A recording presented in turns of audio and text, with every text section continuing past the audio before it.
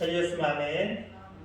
사랑에는 거짓이 없나니 악을 미워하고 선에 속하라.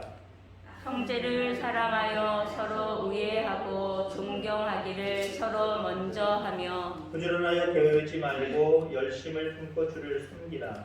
소망 중에 즐거워하며 환난 중에 참으며 기도에 항상 힘쓰며 성도들의 쓸 것을 공급하며 손 대접하기를 힘쓰라. 너희를 박해하는 자를 축복하라. 축복하고 저주하지 말라. 즐거워하는 자들과 함께 즐거워하고 우는 자들과 함께 울라. 서로 마음을 같이하며 높은 데 마음을 두지 말고 도리어 낮은 데 처하며 스스로 지혜 있는 채 하지 말라. 아무에게도 악을 악으로 갚지 말고 모든 사람 앞에서 선한 일을 도모하라. 할 수 있거든 너희로서는 모든 사람과 더불어 화목하라. 내 사랑하는 자들아, 너희가 친히 원수를 갚지 말고 하나님의 진노하심에 맡기라. 기록되었으되 원수 갚는 것이 내게 있으니 내가 갚으리라고 주께서 말씀하시니라. 내 원수가 줄이거든 먹이고 목마르거든 마시게 하라. 그리함으로 내가 숯불을 그 머리에 쌓아 놓으리라. 예수 악에게 지지 말고 선으로 악을 이기라. 아멘. 아멘. 반갑습니다. 수요 예배로 함께 모일 수 있게 돼서 너무 감사하고요. 하나님의 크신 은혜가 저와 여러분들 가운데 함께하기를 주의 이름으로 축원합니다. 지금 로마서 12장 1절부터 계속 연결해서 보고 있습니다. 그래서 2주 전에는 로마서 1장 12장 1절 2절의 말씀을 통해서 십자가 앞에서 항복해라. 너희 몸을 하나님이 기뻐하시는 거룩한 산 제물로 드리라는 말씀이 바로 하나님 앞에 십자가 앞에 나를 포기하는 것. 그게 바로 십자가 앞에서 살아가는 우리의 삶이다라고 하는 말씀을 드렸죠. 그 다음에 일주일 전에 로마서 12장 3절로 8절까지의 말씀을 통해서 그러면 내가 십자가 앞에서 항복하는 삶이 무엇일까? 순종으로 나타나야 된다. 정말 그 사람이, 그 성도가 하나님 앞에서, 십자가 앞에서, 말씀 앞에서 내 걸 다 내려놨다는 걸 뭘로 증명할 거예요? 순종해야 된다. 순종이 없으면 하나님 나 항복합니다. 하나님 앞에 다 십자가 앞에 내려놓습니다. 이거 거짓말이에요. 정말 하나님 앞에 항복하는 삶, 하나님 앞에 내려놓는 삶을 살아가는 사람은요, 하나님 말씀에 순종하게 되어 있어요. 자, 그러면서 12장 3절로 8절 순종에 대한 이야기를 하면서 여러 가지 은사에 대한 이야기를 하고 있고, 여러 가지 또 어떤 협력을 이루어낼 것인가라고 하는 그 지체에 대한 이야기를 했었습니다.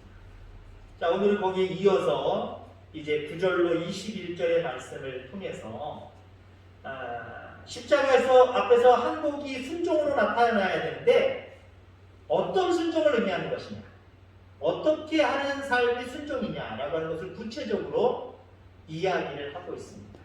십자가 앞에서 항복하는 사람, 순종하는 사람인데 어떻게 순종해라? 요렇게 순종해라 라고 지금 이제 9절서부터 21절까지 우리에게 말씀해 주고 있는 내용입니다. 여러분, 십자가 앞에서 항복하셨죠? 십자가 앞에 다 내려놓으셨죠? 오직 주님밖에 없으시죠? 그럼 순종하길 바랍니다. 여러분들에게 주신 달란트를 이용해서 순종하셔야 됩니다. 어떤 모습에서 순종해야 될까? 9절부터 절절마다 제가 보겠습니다만은 9절에 사랑에는 거짓이 없나니 악을 미워하고 선에 속하라 라고 말씀을 하고 있습니다. 믿음의 공동체에 일어나는 변화가 있다고 한다면 사랑입니다. 이제 막 교회를 개척했어요. 그 교회가 조금씩 해가 지나면서 모이는 사람들도 많아지고 이제 그 말씀을 통해서 깨닫고 이제는 좀 더 성숙한 모습으로 교회가 성장해 가요. 그러면 사랑의 질이 달라져야 된다는 거죠. 처음에 모였을 때는 내 가족 같지 않고 싱숭생숭하고 누가 누군지도 잘 모르고, 그런데 우리 가운데 믿음이 들어가면서 그 믿음의 공동체 교회가 온전히 서간다라고 볼 때에 그 교회는 사랑으로 변화가 되어 있어요. 사랑이 충만하게 되어 있을 수밖에 없다라고 하는 겁니다. 하나님의 사랑에는 거짓이 없고 악을 미워한다라고 이야기를 합니다. 거짓이 없다. 가식적이지 않다는 거예요. 여러분 그렇습니다. 우리 교회 안에 가식적이지 않는 진정한 사랑이 날마다 새로워지게 되기를 주의 이름으로 축원합니다. 악을 미워해야 된다. 사랑한다고 해서 악까지 사랑하면 안 되잖아요. 교회 안에는, 공동체 안에는 바람직하지 못한 사탄의 유혹에 의한 악이 존재할 수가 있어요. 그런 부분에 대해서는 같이 하지 않는 거예요. 동참하지 않는 거예요. 물론 그게 소극적인 모습인 것 같지만 결국 교회 안에 진정한 사랑이 자리 잡게 만드는 과정 중에 하나다라고 하는 거죠. 우리가 순종의 삶을 살아가야 되는데 서로 사랑하는 것, 그런 순종이 우리 가운데 있기를 간절히 소망합니다. 10절 말씀에 보니까 형제를 사랑하여 서로 우애하고 존경하기를 서로 먼저 하며 라고 이야기합니다. 자, 믿음의 공동체에 사랑이 있어야 돼요. 여러분의 순종을 통해서 사랑의 텃밭으로 교회를 자꾸 읽어내야 됩니다. 좀 더 사랑이 충만한 교회로 여러분들 읽어내셔야 됩니다. 근데 그 사랑에는요, 존경과 존중이 표현되어 있어야 된다는 거예요. 선에 속해 있는 사람들 간에 서로 존중하고 사랑해야 된다는 거죠. 그래서 말씀하기를 우애하고 존경해라 라고 말씀을 하고 있습니다. 교회는 사람에게는 따뜻해야 하고 하나님을 향해서는 뜨거워야 됩니다. 그게 하나님 원하시는 순종의 삶이고 그게 원하시는 교회의 모습입니다. 11절 말씀에 보니까 부지런하여 게으르지 말고 열심을 품고 주를 섬기라 라고 말씀을 하고 있습니다. 여기 부지런함은요, 탁월하게 하나님을 섬기는 방법입니다. 그 다음에 열심을 품고 주를 섬기라라고 말씀을 하고 있습니다. 열정을 가지는 거예요. 열정을 갖고 주를 섬기라는 거예요. 자, 우리가 흔히 이야기하는 너 공부했어? 예, 했어요. 그 대답은 맞는 답일 수 있겠지만 부모의 마음속에는 너 공부했어? 그 얘기는 예를 들어 내일이나 모레나 며칠 앞에 시험을 두고 있는데 너 공부했어? 공부해. 그럼 그 아이들이 대답이 공부했어요. 다 했어요. 라고 하는 말이 나와요. 아직 시험은 내일이거나 모레거나 그런데 부모의 말은 그런 얘기 아니잖아요. 온전하게 완벽하게 물론 100점을 맞으라는 얘기는 아니에요. 그러나 조금 더 기간을 두고 계속해서 노력하면 조금 쉬고 놀고 싶은 마음을 버리고 조금 더 노력하면 조금 더 나아질 수 있는데 하면서 지금 너 뭐하고 있니? 쉬고 싶어도 좀 참아, 놀고 싶어도 좀 참아, 자고 싶어도 좀 참아, 그 얘기거든요. 근데 보통 아이들의 입장에서는 지금 공부를 내가 1시간, 2시간 했는데 엄마 아빠가 공부했냐고 물어보면 짜증이 나는 거죠. 했는데 이미 했는데. 그래서 다 해놓고 나 지금 놀고 있는데, 나 쉬고 있는데 공부했냐를 지금 보셨음에도 불구하고 또 물어본다라는 건 기분 나쁘게 하는 모습일 수도 있어요. 하나님 우리에게 말씀하십니다. 너 하나님 교회 하나님 말씀대로 순종하며 살았어? 열심히 살았어? 예, 저희 하나님 열심히 믿었어요. 교회 활동 열심히 했어요. 신앙생활 열심히 했어요. 그걸 물어보시는 게 아니에요. 여러분, 우리가 하나님 앞에 행하는 모든 일들은요, 다 했다고 없어요. 다 했다. 다니엘 5장에 보면은 벨사살 왕과 다니엘의 그 어떤 얽힌 사건이 나오죠.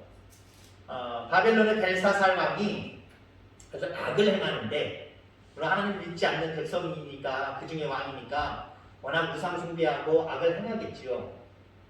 어떤 악을 행하느냐면은 성전의 기물을 가지고 그것으로 술 먹고 그것으로 잔치를 벌입니다. 하나님 앞에 얼마나 악한 죄를 짓는 거예요? 어느 날 하나님의 손이 그 잔치하는 술 먹고 정말 잔치하는 그 자리에 하얀 벽에 나타나서 손가락으로 글씨를 썼습니다. 메네메네 베겔 우바시. 그 이야기는 뭐예요? 다니엘이 해석을 해줬잖아요. 하나님께서 너의 모든 행위를 달아보셨다? 달아봤는데 함량 미달이 되는 거예요. 물론 여기서 말하는 인간으로서의 함량? 그것도 있겠지요. 그러나 하나님의 관점에서 신앙의 모습을 척도해 봤다는 거죠. 바라봤다는 거죠. 근데 하나님이 보시기에 미달이라는 거예요. 하나님 보시기에 온전치 못했다는 거예요. 여러분 그렇습니다. 내가 열심으로 주를 섬겨요. 부지런함으로 주를 섬겨요. 내 입장에서 바라볼 땐 그래요. 근데 그것은 하나님의 입장으로 해석해야 된다는 거죠. 하나님이 보실 때 내가 열심히 했나? 하나님 보실 때 내가 부지런했나? 이걸 재보신다는 거예요. 여러분들이 생각하는 이 정도면 됐지. 남들과 또 비교하잖아요. 아유 저 사람보다 저 집사보다 저 권사보다 내가 더 많이 하고 더 많이 참석하고 더 많이 기도하고 더 많이 충성하고 헌신했으면 됐지. 아니요 그걸 얘기하는 게 아니에요. 온전한 상태까지를 이야기하는 거예요. 그래서 좀 더 부지런해지시고 좀 더 열심을 품고 주를 섬겨가는 저와 여러분을 다 되길 주의 축원합니다. 12절 말씀해 보니까 소망 중에 즐거워하며 환난 중에 참으며 기도에 힘쓰며 라고 이야기합니다. 우리가 주를 위해서 열심과 열정을 갖고 싶은데 잘 안 되는 이유가 뭘까요? 누구나 연초나 누구나 은혜 처음 받으면 하나님 내가 열정적으로 내가 부지런하게 하나님 주를 섬기겠습니다 라고 고백하는데 잘 안 돼요. 다시 원점으로 돌아가요. 아니면 원점도 아니라 좀 더 바닥으로 더 밑바닥으로 내려갈 때가 있어요. 왜 그럽니까? 내가 마음을 하나님께 두지 않았기 때문에 그래요. 반대로 얘기하면 마음을 세상에 두었기 때문에 그래요. 여러분 영원한 생명의 나라를 늘 염두에 두고 살아가는 저와 여러분들 되기를 바랍니다. 그러면은요 소망 중에 즐거워하고 환난 중에 참고 늘 기도하는 삶을 살아갈 수밖에 없어요. 근데 소망을 땅에다 두니까 집중을 땅에다 하니까 땅에 있는 게 조금 더 풍성해지면 즐거워하고 좋아하고 감사하고 조금 안 되면 좀 기도하다가 좀 안 되는 게 아니라 너무 안 되면 기도하는 것도 놓쳐버리고 지쳐버리고 소망을 하늘에 두라고요. 우리 영원한 생명의 나라 그것만 생각하면 우리 사실 갈 수 없는 자들이었잖아요. 우리 인생이 다 하는 날 그냥 자동적으로 지옥 풍물로 떨어져야 될 존재들입니다.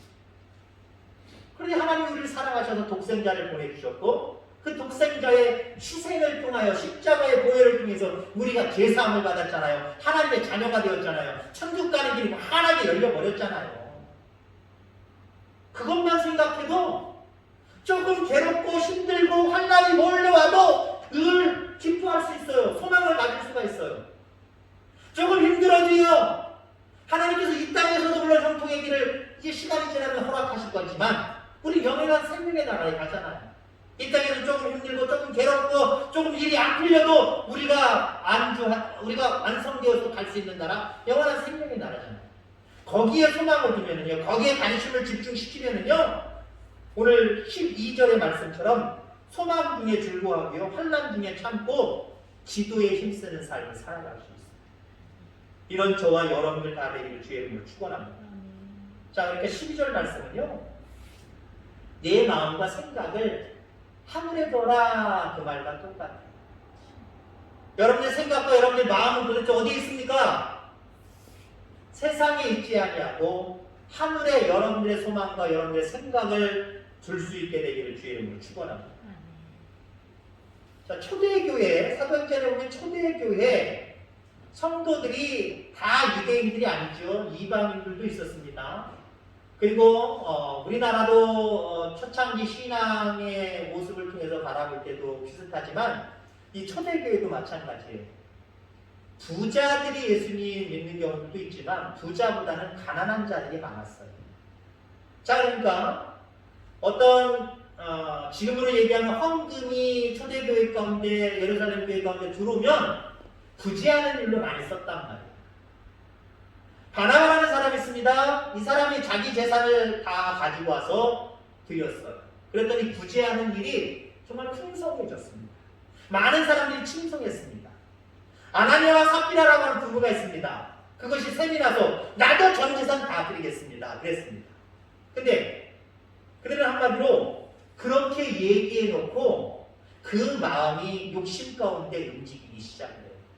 그 이야기는요, 끝까지 소망을 하나님께 줬으면 바나바처럼 내가 다 전 재산을 드리겠습니다 이거 지켰을 텐데 왜? 이 땅에서는 내가 주머니가 싹 비들해도 나는 하나님 나라에 갈 수 있는 사람인데 이런 소망으로 그것만 잘 지켰으면 괜찮았을 텐데 욕심이 생겨서 야, 이 땅에서 내 주머니 다 떨어지면 어떻게 해? 좋은 일도 좋은 일이고 주의 일도 주의 일이지만 야, 이거 다 드리는 거 이거 너무 아깝다. 일부분만 드렸어요. 사도들 앞에서 그 아나니아와 삽비라 모두가 그 자리에서 죽고 말았습니다. 여러분들 어떤 사람입니까? 바나바입니까? 아나니아입니까? 삽비라입니까? 이 아나니아와 삽비라는요, 영적인 가면을 쓴 사람들이에요. 나는 오직 하나님께 소망이 있습니다. 하나님 한 번 받으면 만족합니다. 그러면서 뒤로 가서는 가면을 벗고 아유 세상이 최고요. 이 땅에 많은 게 최고고 이 땅에서 부귀영화 누리는 게 최고요. 한마디로 이렇게 살아가는 사람들. 여러분 신앙의 가면을 다 벗으시길 바랍니다. 교회 안에서든지 믿음 안에서든지 교회 바깥에서든지 믿음 바깥으로 얘기할 수 없지만 세상에 나갔을 때도요. 여러분 우리는 늘 어디에서든지 하나님께 소망을 두고 하늘의 소망을 두는 자로 살아가야 돼요. 이 땅에 되어지는 일들만 쳐다보면서 일이 일배하면 안 돼요. 어떤 땐 좋았다가 어떤 땐 슬펐다가 어떤 땐 즐거웠다가 어떤 땐 괴로웠다가 세상을 바라보고 세상의 소망을 두는 사람들은 그렇게 살아갈 수밖에 없어요. 근데 하나님의 소망을 두는 사람들은 형편이 어땠든지 간에 그 마음 가운데 평강이 임하고요. 늘 기뻐하며 감사하며 기도하는 삶을 살아갈 수밖에 없다라고 하는 거예요. 이렇게 살아가는 저와 여러분들 다 되기를 주의 이름으로 축원합니다. 13절 모습에는 성도들의 쓸 것을 공급하며 손 대접하기를 힘쓰라 라고 말씀을 하고 있습니다. 자, 교회가 하나님이 주신 사랑으로 감동시켜야 될 곧 될 사람들은 우리 교회 안에 있는 사람들이기도 하지만 교회 바깥에 있는 사람들에게도 하나님이 주신 사랑으로 감동시켜야 될 사람이 우리에게 있는 거예요. 위대한 믿음의 공동체는 교회가 사랑으로 충만해진다라고 서두에 말씀드렸죠. 그 사랑이 바깥으로 옮겨가야 된다. 믿지 않는 사람들에게도 옮겨가야 된다라고 하는 것입니다. 정말 세계적으로 지금 많은 사람들에게 큰 이슈가 되고 있습니다. 다른 나라에서 일어났던 일, 우리나라에서 동일하게 일어나면 다른 나라 사람들은 다 구경하기 바쁘고 자기 것 챙기기 바쁘지만 우리나라 사람들은 다르다는 거예요. 그 일을 당한 사람들의 형편을 생각하고 돕는 일에 그냥 금방 돕는 일에 금방 합심하는 일이 벌어진다는 거죠. 다른 나라들은 다는 아니지만 어떤 일이 생기면 안 됐네 구경하고 그것이 어떤 물건이라면 중국에서는 또 그런 데네요. 땅에 엎어진 물건은 그 사람의 물건, 어떤 사람은 물건 가져가다 엎어버리잖아요. 그럼 그 사람의 물건이 더 이상 아니래요. 그러니까 중국에서는 무슨 뭐 예를 들어 식료품 차가 뒤집어졌다 그러면 그거 주워서 주인 주는 게 아니라 다 자기 거 사람들 몰려 어디서 있든지 사람들이 몰려들어서 다 가져가잖아요. 근데 우리나라 사람들 바깥에서 바람에 흘러다니는 돈을 주셔도요 1,000원짜리 하나를 주셔도요 경찰서에 맡깁니다. 찾아줍니다. 반드시. 우리나라도 CCTV 달려있으니까요 누가 흘렸는지 다 CCTV 점검을 해서 이 할아버지가 은행에서 찾아가고 나오다가 흘려버렸네. 그럼 금방 찾아줘요.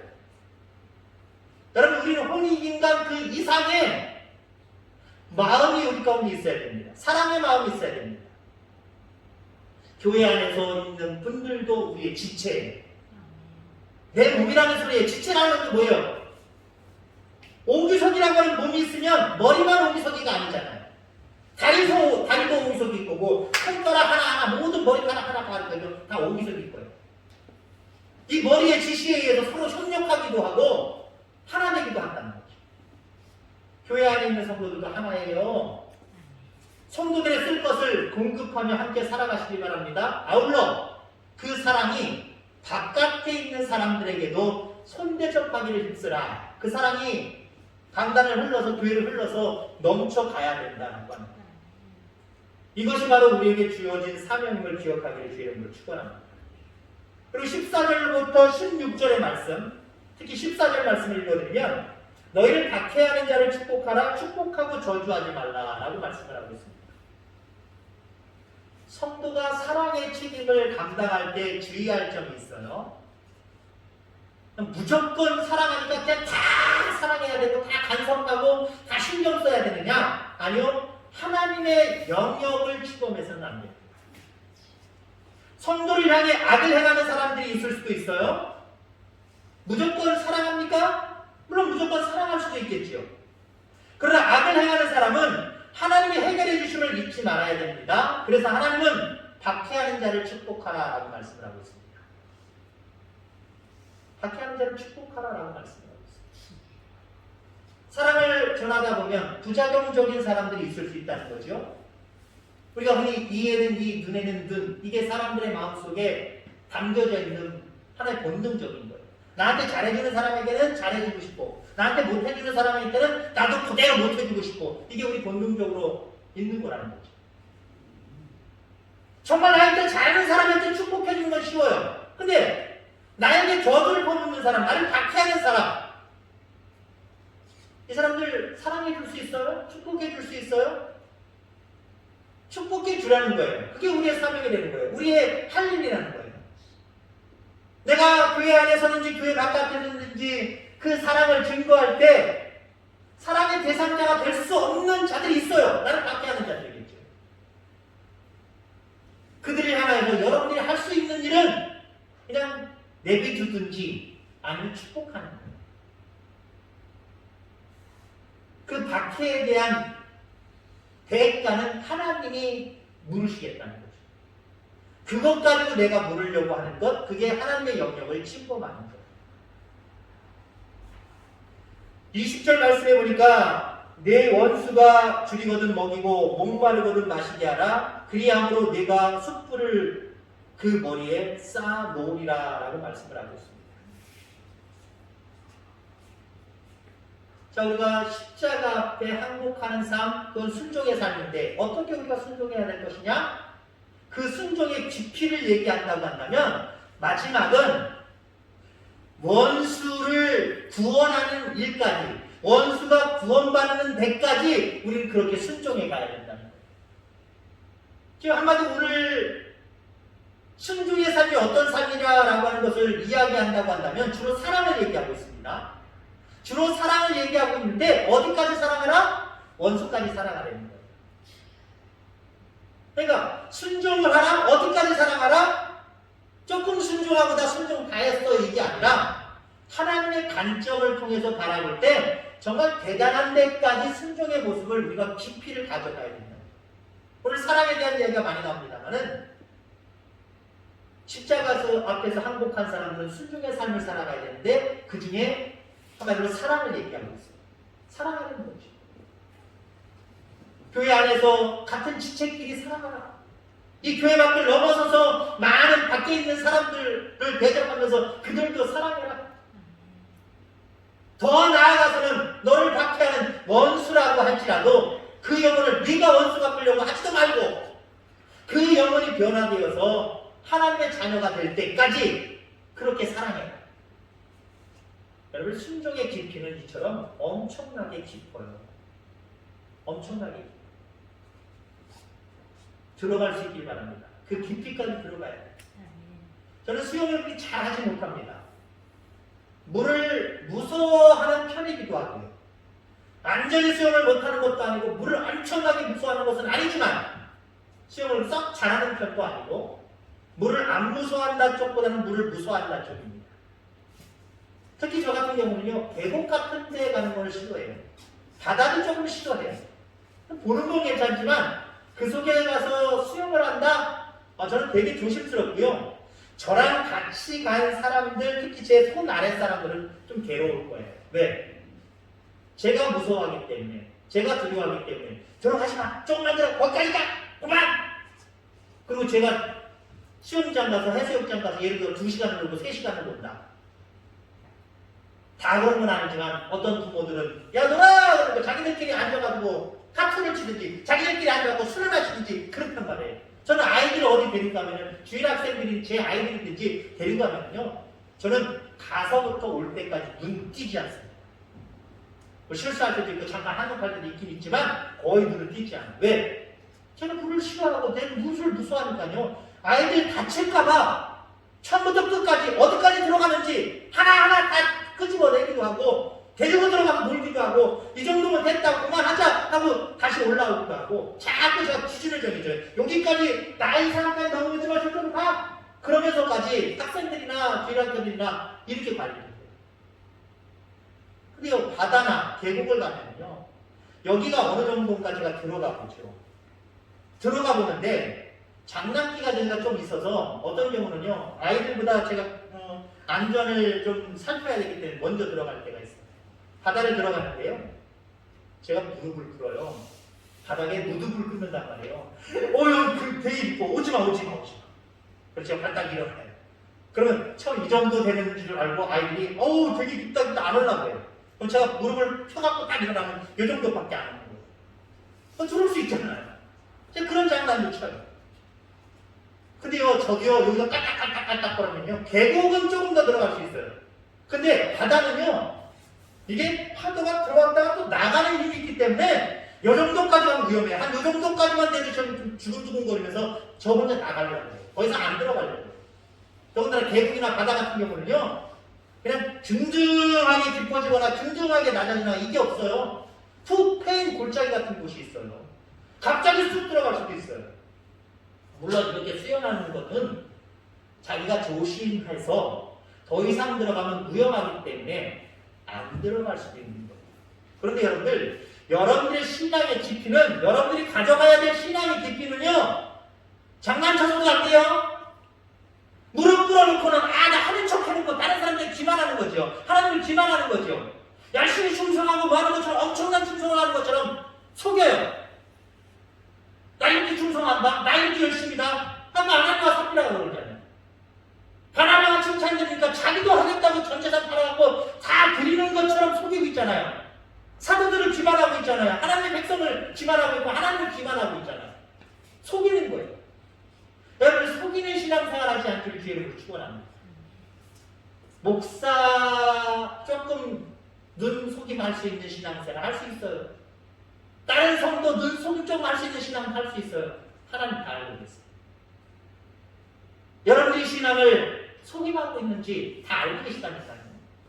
여러분들이 진정성 있는 신앙을 보여주시기 바랍니다. 베드로를 향하여서 깊이 가서 그물을 던지라고 이야기합니다. 그 이야기를 오늘 말씀에 접하여서 제가 나름대로 해석을 하면요. 여러분의 신앙을 깊은 곳까지 가져가야 돼요. 얕은 곳에서만 했습니다. 나 순종했어요. 이 정도면 됐지요. 그걸로 만족해서는 안 돼요. 깊은 곳으로 갈 수 있기를 바랍니다. 이게 될까? 안 될 거야. 라고 생각했지만 베드로는 그 배와 친구의 배까지 불러서 가득하게 채웠다라고 복음서에 말씀을 하고 있습니다. 여러분 신앙은 그런 거예요. 내가 하나님을 기만하고 속이는 것 같은 신앙생활하면요 평안할지 모르지만 아무 결과물이 없어요. 그러나 사랑을 하되 원수까지도 사랑하고 변화시킬 수 있는 그 사랑을 하면은요 신앙의 깊이 있는 곳까지 가는 거거든요. 하나님 그러한 영혼들, 그러한 가정들, 그러한 교회 반드시 책임져 주십니다. 근데 하나님께 나는 책임져 주시지 않나요? 여러분 분명히 깊은 곳까지 안 갔어요. 더 깊은 곳, 신앙이 더 깊은 곳까지 가면 그런 역사 나타나요. 그런 역사가 안 나타난다고 하나님께 원망하지 말고요. 내가 아직 거기까지 못 갔나 보다. 좀 더 들어가자, 좀 더 들어가자. 더 들어가시길 바랍니다. 신앙의 깊이를 더 깊이 가져가시길 바랍니다.